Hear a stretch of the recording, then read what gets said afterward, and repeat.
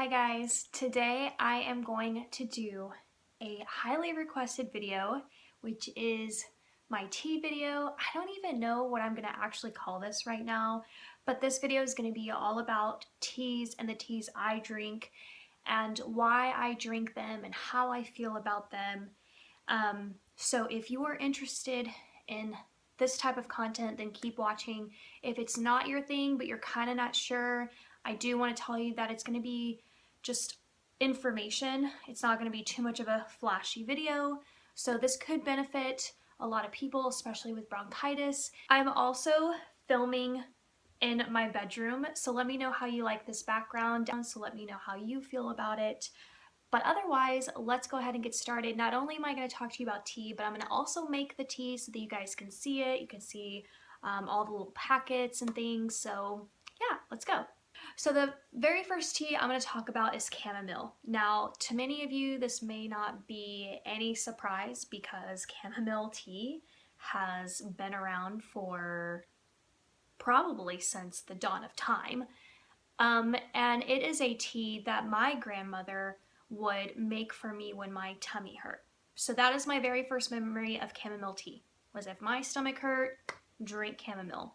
And then as I got older, it was always still my to-go tea because it stemmed from my grandmother. And I'm sure a lot of you share kind of the same stories. Like whenever your mom or your grandmother, someone special, makes you something when you don't feel good, it becomes your household remedy and it carries on, through you and maybe through your family and so on. But for me, my stomach is very sensitive. I have a very bad stomach.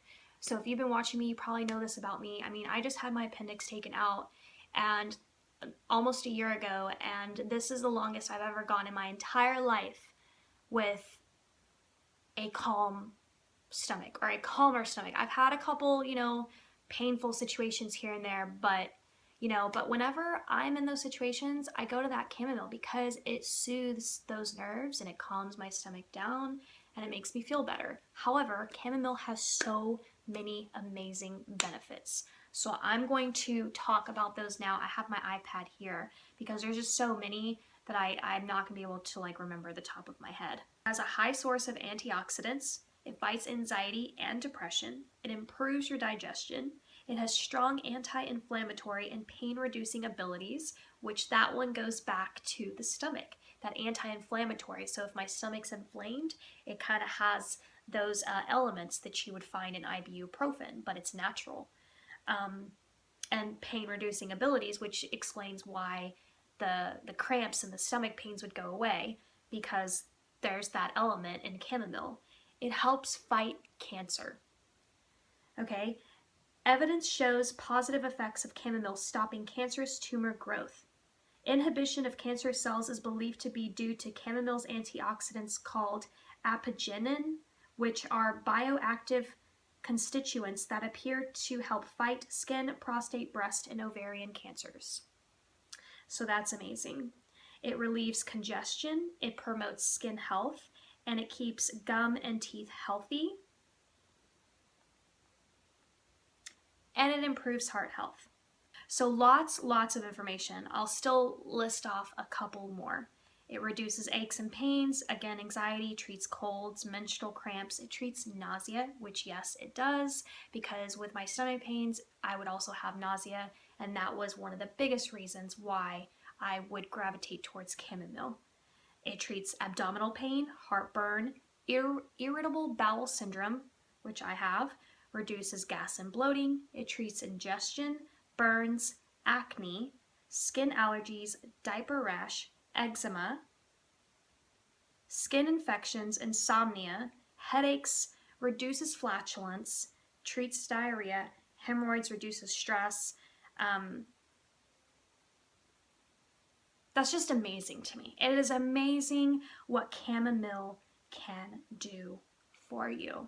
So I'm going to go ahead and make some chamomile tea and show you guys which chamomile I use. I don't really have a specific preference. I haven't tried every chamomile that's out there, but I do use the Sleepytime chamomile. It is my favorite because it does also have that Sleepytime agent.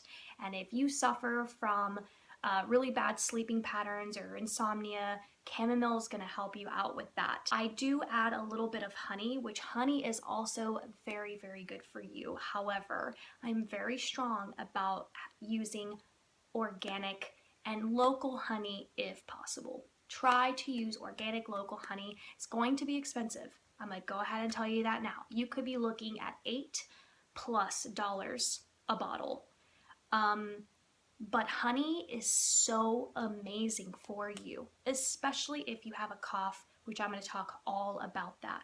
So research your honey, and if you need to be drinking tea all the time, I would personally invest in an organic, raw, local honey. It's going to be the best bet for you. So for chamomile, I do add a splash of honey, and I pretty much call it a day. Now, I'm very plain about my tea, so I'm just giving you guys what I do. But of course, I've seen people who mix different tea packets together. People add lemon. You can even add these little cute spoons that have honey on them, and you can stir them in your teacup, which you'll see here in the video, and it's so delicious. And it's also very cute, I'm not gonna lie. It's very charming, and it makes it extra fun. And I get my little honey covered spoons, or even my lemon covered spoons, which I have as well, and I get them from Home Goods. However, if you don't have something in that area, or you have a store like Home Goods and they don't sell these spoons, you can find them on Amazon, and I'll link them down below for you. Don't forget to go through EBATES. If you're gonna shop online, save yourself the money. I have to tell you guys to save money, because who doesn't want to save money? My personal favorite brand of teas is called Celestial Seasonings. They make teas that kind of look like this, and you have the cute little bear on it. But again, it's not because I've tried every tea out and this is my favorite. So definitely start trying out teas and figuring out what works for you and what works for your taste buds. This is just something that's just been tried and true for me from a chamomile perspective, and so I've always trusted this brand. And the next set of teas that I get are the Sleepytime. So they make a variety of Sleepytime. Here's just the original, and then Sleepytime with honey. They add a little bit of honey in there. Of course, this is kind of self-explanatory. It just kind of helps you sleep. And so I do need to start using this. Sometimes I have no problem sleeping, and sometimes I do need a little bit of help. And I can't take medication. For whatever reason, anytime I take any kind of medication that is prescription or even over the counter, the side effect I have is it makes me pass out so hard, but then I have like this really harsh after effect where I'm exhausted the next day. So like if I have a cold and I can't take the sinus anymore, and I take like a Tylenol PM or a NyQuil PM, it makes me sleep so hard, which is great, but then I wake up and I feel like I'm hungover from sleep, and I feel horrible the entire day and exhausted the entire day. So it's just not natural. And this has a more natural effect on me. It allows me to fall asleep peacefully, and I don't have like that hangover the next day of sleep. So for this regular Sleepytime, I do want to tell you the ingredients that are in here. You get chamomile, spearmint, lemongrass, tilia flowers, blackberry leaves, orange blossoms, hawthorn, and rosebuds. All natural ingredients. And the packaging just looks like this. And then you would open up this container here, and then you just get little plain packets like this. You drop it in your tea, you steep it for about 15 minutes, and then you can take that out, and then you're good to go. Now this is the very last tea I'm going to talk about. Again, I don't drink that many teas. I either drink tea for 3 different reasons. If my stomach hurts, if I need to sleep, or if I'm getting bronchitis or some congestion. I mean, that's pretty much it. I don't really drink tea because I'm having tea time or because I like teas. It's just not my thing. I don't prefer to drink tea. However, I have to say, of all the teas, this one is my favorite, and I could drink this every day because it is so delicious. And this is the one that if you're having trouble with someone in your family and they don't like tea, but they're sick, they don't feel good, this one's gonna taste amazing. of course, it's benefiting your throat, which it is called throat coat. And it is a bit on the more expensive side. I do get all of these teas at Walmart, by the way. So throat coat I find at Walmart, and it is about, I don't know the price. I want to say it's like somewhere between $4 and $6. It's in that ballpark, at least in my area it is. But it is organic. So that's a really amazing plus. It's a non-GMO product and it's been verified. It is naturally caffeine free.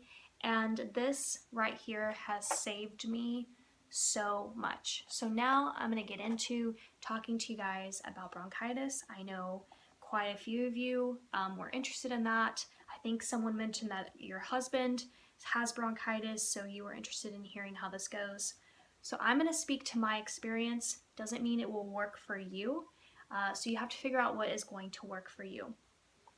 So I'm going to take you guys back to the very beginning of when I first developed my very first cough attack.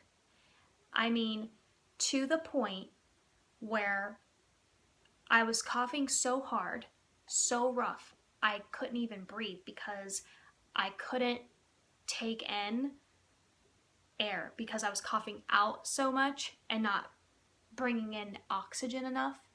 I was in the 7th grade.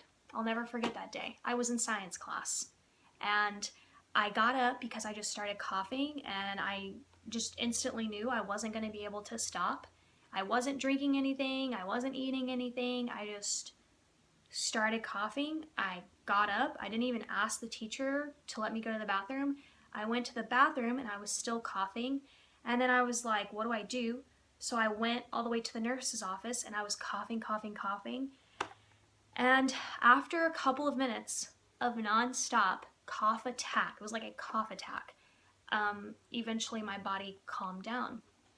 And I ended up going to see a doctor. And I don't remember if it was right after that cough or if it was like a few years later. My memory's kind of muddy. But the doctor there, I'll never forget, diagnosed me with chronic bronchitis. Ever since then, my life has been about this cough. I think that the cough stemmed from secondhand smoking. There were people in my family that smoked, and I remember being in the car and they would barely crack a window and there would be like 3 of them smoking in there. And my body doesn't react well to smoke. My throat actually closes up and I can't breathe at all. And I start choking because my body's trying to inhale air, but it's inhaling smoke, and it like my throat just completely just panics. So my mom's a smoker. I know there's a lot of smokers out there. I just want to say that if you're a smoker, try to keep in mind that some people can't breathe at all. It's not like they think smoke is nasty. It's just that some people literally have a horrible reaction to that. It's like when I'm driving in my car and I have my windows down and it's nice and the person in front of me or the person next to me is smoking. I'm like, man, I gotta roll up my windows because I can't just enjoy somewhat clean air. I know we're still inhaling like gas fumes and stuff, but that doesn't like make me choke. But I digress. The cough attacks kept happening. I kept going to the doctor, and at this point, as I got older, I wasn't being diagnosed with chronic bronchitis. Every time I would go into the doctor, I was being diagnosed with acute bronchitis. So there's kind of a difference there. The difference with chronic is that it says your cough lasts for more than 1 or 2 months and you'll always get it and you'll never be rid of it. Acute bronchitis is where your bronchial tubes are really tight, really closed off, and you have a severe inflammatory issue going on in your bronchial tubes. And till this day, I have to tell you, I still don't know if I'm being diagnosed correctly. For all I know, it could be asthma. Because I've researched asthma and I have more asthma attack symptoms than I do bronchitis symptoms. I don't doubt that my bronchial tubes are tight and inflamed, but that can also happen with asthma attacks. So I'm still trying to figure all that out. I don't have any answers. It's very frustrating. So I've been given a Z-Pack, I've been given antibiotics, I've been given cough medicine to suppress it, which is, I'm up and down about that, because if you're coughing, it's because your body needs to cough, and you don't want to suppress something your body needs to do. Your body's very smart. It does things for a certain reason. So be careful trying to suppress coughs, because if it's coughing, it's because it needs to cough. Of course, you can't just keep coughing. I can't tell you how many times my stomach would be so sore from coughing. So here is what I think is the most helpful, or what has been the most helpful to me with chronic bronchitis. Definitely this tea right here. This tea with some honey, with some cinnamon, because cinnamon has an antibacterial element in there. Cinnamon is crucial for this. I don't over pour my cinnamon. You really don't need that much, because you can't even imagine how strong cinnamon is as an antibacterial element. It's amazing. So I always add a dash of that. The next item is something very hard for me to digest, but it is so beneficial for bronchitis, and that's ginger. I'm telling you guys, I can't tell you how many times I would go to the doctor, they would give me the Z-Pack, they would give me the antibiotic, and guess what happened when I did take all those things? And guess what? When the cough still wasn't gone. And I would take my tea, and I would take my ginger, and that is what would help me. For all I know, maybe the medicine kind of caught up and it was the reason. I'm just saying, after I took the medicine, I was still coughing for a good long while. So, I don't know. The next thing that I will say that helped me a lot, though, is not just tea. It's not going to be the savior for a lot of people, especially when you're talking about something like bronchitis, which is a serious issue. But an inhaler. An inhaler is going to be, tea and inhaler have been my best friends, because the tea soothes my throat. It soothes all of that stuff that's going on. And then you've got the inhaler who comes in and opens up those air breathing passageways. Another thing that you could definitely add, and of course this is only if you're an adult, and maybe some people traditionally have added a splash of this here and there for children, and I don't even know, I'm just from what I've researched, but whiskey. Whiskey is one of those things that can really kill bacteria. Like, gone, bye. Whiskey is very similar to what cinnamon is trying to do. So if you don't feel comfortable putting whiskey, cinnamon is going to kind of act like the same agent that whiskey would, because they're the ones that have that antibacterial thing going on in their ingredient. Throat Coat is the tea that my daughter loves to drink when she doesn't feel good, and her friends. When they come over and they don't feel good and they have a cough, they're like, you know, can you please make me this drink? And I'm like, absolutely. And this tea tastes fantastic. I add honey, I add my honey spoon, I can even add my lemon spoon to this. Sometimes, depending on if I'm full-fledged bronchitis, I'll add, you know, a dash of cinnamon. Be really careful, because if you add too much, it kind of ruins the drink. Especially for me, because I'm not a cinnamon person, but if you love cinnamon, figure that out on how much you would put in your drink. But for me, I'm like, I mean, very tiny amount. It's crazy how a speck of cinnamon is just so strong. So be careful, you know, obviously read the instructions. Like this one tells you to consult your health practitioner if you have low potassium levels, if you're taking diuretics, or, you know, certain types of medication. You have like, do not use if you have high blood pressure, or heart disease, or impaired kidney or liver function. So just remember, there are instructions and information all over the box. So definitely do that. And it even tells you how to prepare on the box if you're not used to making tea. I know this video has actually been pretty kind of long and more informational and more of a talk through, and I hope that you guys have found this video like of good information to you and for your experience. I have to say though, again, just to recap, throat coat is my favorite.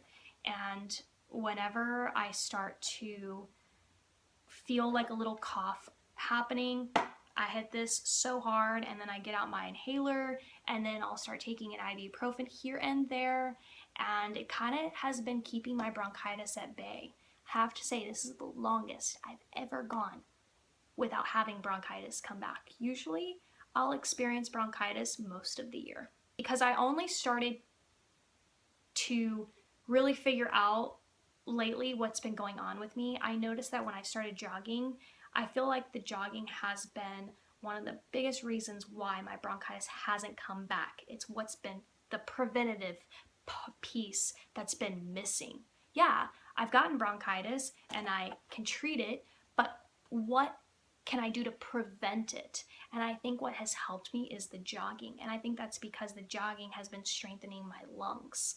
So definitely think about that. If you have a problem with getting bronchitis back to back, you may want to talk to your doctor about getting your lungs checked out. Maybe if you can't jog, you can do some sort of like breathing exercises to strengthen your lungs, because I really feel like that's one of the biggest reasons why I keep getting it, which to me kind of makes sense if I date myself back to 7th grade, around all that smoking, probably damaged my lungs quite a bit. They probably became very weak, very easily susceptible to anything. Okay, you guys, hope you found this video very informational, as like I said before, and definitely leave your experiences down below. If you've had bronchitis, what has worked for you. Just remember, what has worked for you doesn't mean it can work for somebody else. All of our bodies are different, and our bodies react differently to certain things and certain methods. So my methods may not work for anybody. That's the other thing that's kind of like, it's like trying to find a pin in a haystack on what's going to work for you. So I hope that these things can kind of get your mind turning and figuring some things out, and figure out what could possibly work for you, because I know what it's like to cough and cough and cough. Alright guys, with that said, that concludes my tea video, and you know that I'll see you in the next video. Bye!